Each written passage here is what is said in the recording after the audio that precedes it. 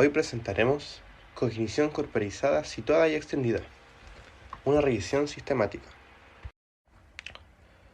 Para su investigación se tomaron 3 autores fundamentales para su interpretación y análisis. Se desarrolló una investigación bibliográfica que partió del análisis y la interpretación de 3 autores fundamentales en el área: Gallagher, Malforius y Clark. En nuestro trabajo presentaremos la cognición corporizada, situada y extendida, en donde muestra las formas alternas del fenómeno cognitivo. Este es el resultado de una revisión en torno a las 3 perspectivas alternativas, que sería la cognición corporizada, la situada y extendida, y la perspectiva tradicional de la cognición.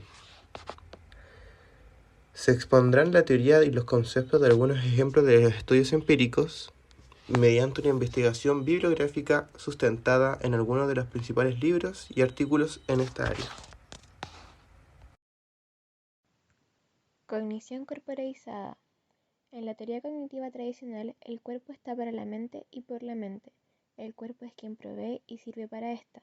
En esta teoría tradicional, el cuerpo no es más que un vehículo de la mente. La teoría de la cognición corporeizada incluye el cuerpo como parte del proceso y estructura de la cognición. Le otorga funciones de restricción, regulamiento y configuración de la naturaleza mental.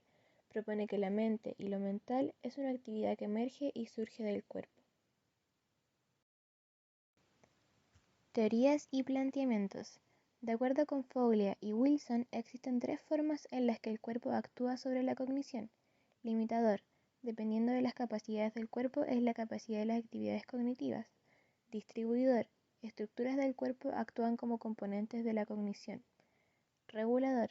Actividades de la función cognitiva están controladas por la función física del cuerpo.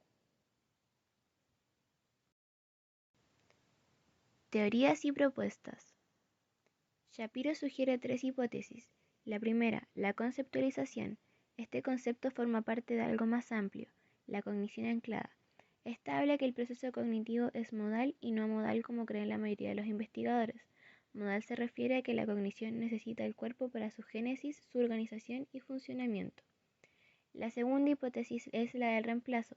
Plantea una reconsideración de la base teórica de la cognición, diciendo que se debería reemplazar la teoría del procesamiento de información cognitivo por una teoría basada en sistemas dinámicos.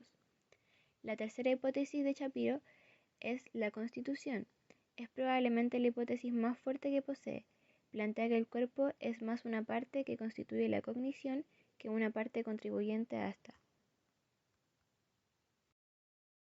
El debate sobre la frontera de la cognición. Al explicar cómo el cuerpo es parte del proceso cognitivo, se han puesto 2 teorías: corporización conectada, online, que al contrario de la corporización desconectada, offline, tiene un sentido estricto y literal. El cuerpo se suma como una función más del progreso cognitivo. Evidencias empíricas. El sistema perceptivo depende y varía dependiendo del diseño del cuerpo de las especies. Los modos de percepción varían con la modalidad sensorial. Percepción. La habilidad visual es necesaria para el desarrollo del comportamiento visualmente guiado, o sea que el cuerpo ayuda a la acción perceptiva. Atención. Resalta la importancia del cuerpo en los procesos atencionales. Esto va de la mano, como por ejemplo, una investigación demostró que en un conjunto de herramientas nos fijamos en la que de una manera motora pueda ser mejor usada. Memoria. Hipótesis e investigaciones plantean que estados corporales pueden mejorar la memoria o se puede usar para la recuperación de esta, relacionando estados físicos que traigan el recuerdo en sí. Lenguaje. Plantea que nuestro sistema conceptual es producto del tipo de seres que somos y la manera como nos relacionamos con nuestro ambiente físico. Plantea que el cuerpo ayuda a la comprensión del lenguaje y a la expresión de este. Pensamiento. Investigación y experimentos como que el movimiento de las manos en niños favorecía la resolución de problemas escolares nos acerca a la idea de que el cuerpo y su estado influye en nuestro pensamiento. Cognición situada. Es una consecuencia lógica y natural de la cognición corporizada, más que una relación organismo-ambiente, lo que existe es una unidad, es decir, que se complementan. El organismo, su cuerpo y su mente están incrustados en un ambiente. Una cognición situada es una cognición relacional, tanto en su origen como en su dinámica. Si la actividad cognitiva no depende exclusivamente de lo que hace la mente en soledad, entonces la cognición se sirve de los recursos ambientales para su estructura y funcionamiento. Las acciones epistémicas son un caso concreto de cognición situada. En estas, el organismo utiliza su propio cuerpo para interactuar con los objetos del ambiente para mejorar las condiciones del funcionamiento cognitivo. Según Bartra, durante la evolución del ser humano, fue necesario acudir a una evolución extrasomática, que supliera las necesidades que no pudieran resolverse mediante la evolución biológica. El exocerebro, que es todo el sistema formado por la cultura material y simbólica, elaborado para satisfacer algunas carencias neurobiológicas. Según Kirch, sostiene que el sistema cognitivo humano no solo utiliza las representaciones internas, sino también representaciones externas. Uno de los aspectos esenciales de la cognición es la interactividad y no la centralidad en lo interno. Según Sterny, cada situación, cada espacio en el que interactúan el organismo y el ambiente tiene su propia conformación, y dentro de ella existen reglas auxiliares que sirven para nutrir la cognición. El ser humano es una especie creadora de nichos biológicos y culturales para favorecer su propia evolución. Y según Gigerenzer, la explicación del comportamiento humano no hay que buscarla tanto en mecanismos cognitivos internos de toma racional de decisiones, sino en la relación que existe entre el organismo y el ambiente, es decir, que esta relación es adaptativa. Perspectiva de la cognición situada. Si bien existe una matriz filogenética que determina la biología interna de la mente, también existe una matriz ontogenética sociocultural que permite la génesis, define la estructura y determina el funcionamiento de la cognición.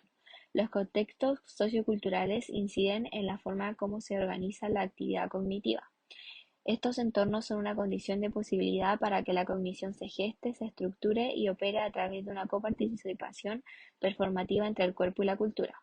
Según Herbert Simon, para comprender la conducta humana hay que entenderla como la capacidad de corte que tiene una tijera, que depende de las dos hojas. En el escenario de la cognición situada, el entorno es una de esas hojas y el cuerpo la otra.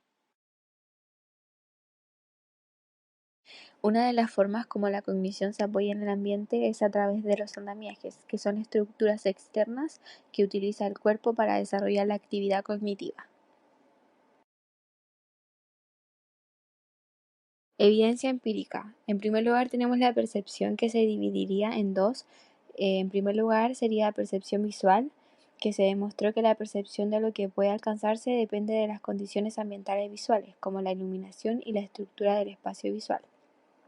Y por otro lado tenemos la percepción emocional, que depende de las características de la situación y el contexto.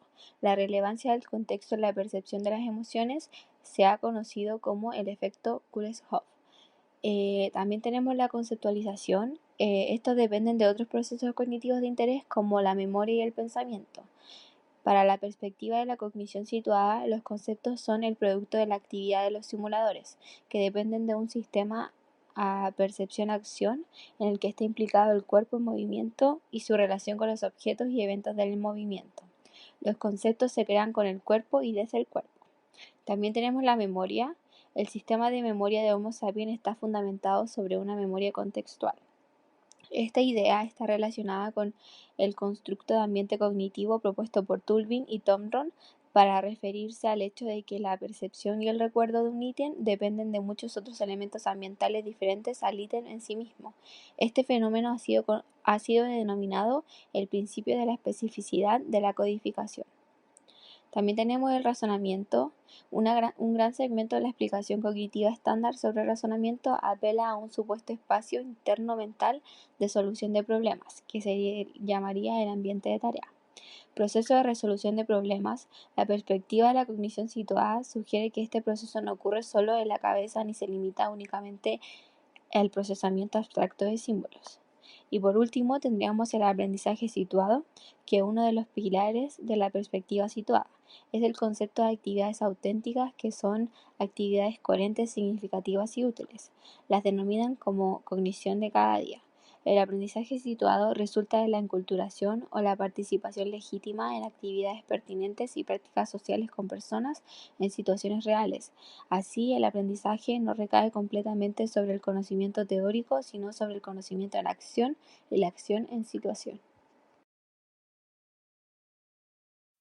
El Homo sapiens es la única especie que ha creado un complejo y organizado sistema cultural en donde se incluyen las tecnologías del conocimiento y la comunicación.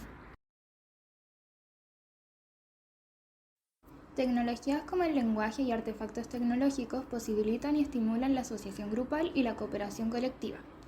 Esto amplía las fronteras de la actividad cognitiva y le permiten a esta desarrollar formas y contenidos. Así se crean los sistemas sociotécnicos en donde la cognición se expande. Este desarrollo tecnológico produce sistemas, en los cuales solo operan a través de la conjunción de las personas y los artefactos. Por su complejidad, hace que emerjan propiedades funcionales o cognitivas. El Homo sapiens o el ser humano es una especie fundida con la cultura, diseñada para aprovechar todos los recursos que le permitan optimizarse.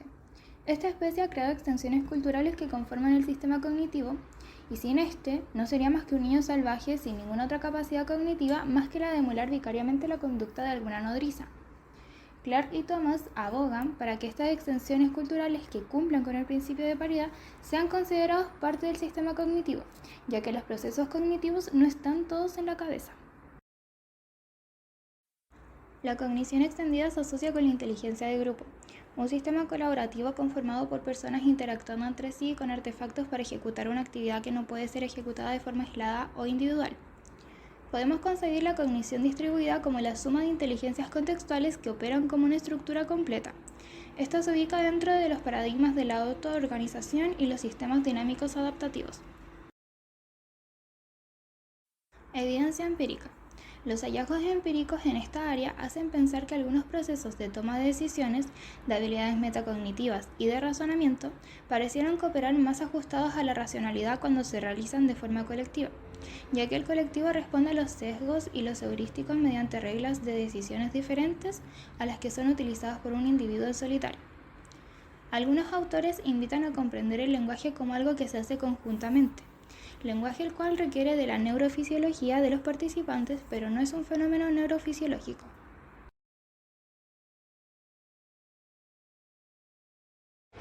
Como conclusión, la psicología cognitiva, como parte de la historia de la psicología experimental, ha sido un vertiente de la epistemología con más aportes teóricos y empíricos que se ha generado. Si bien las perspectivas de la cognición corporizada, situada y extendida, no tienen historia y estudio epistemológico como la cognición tradicional, sí tienen un origen interdisciplinario, una concepción más ecológica y relacional sobre la estructura y actividad cognitiva. La estructura y el funcionamiento de la cognición dependen del cuerpo, contexto y tecnología, y no exclusivamente del cerebro. Es el enfoque principal de estos enfoques alternativos sobre lo mental, no con la intención de eliminar el cerebro o la explicación internalista del mapa de una nueva ciencia sobre la cognición, pero sí un convencimiento de que la cognición no está limitada a las neuronas y que el procesamiento de la información no es el único paradigma.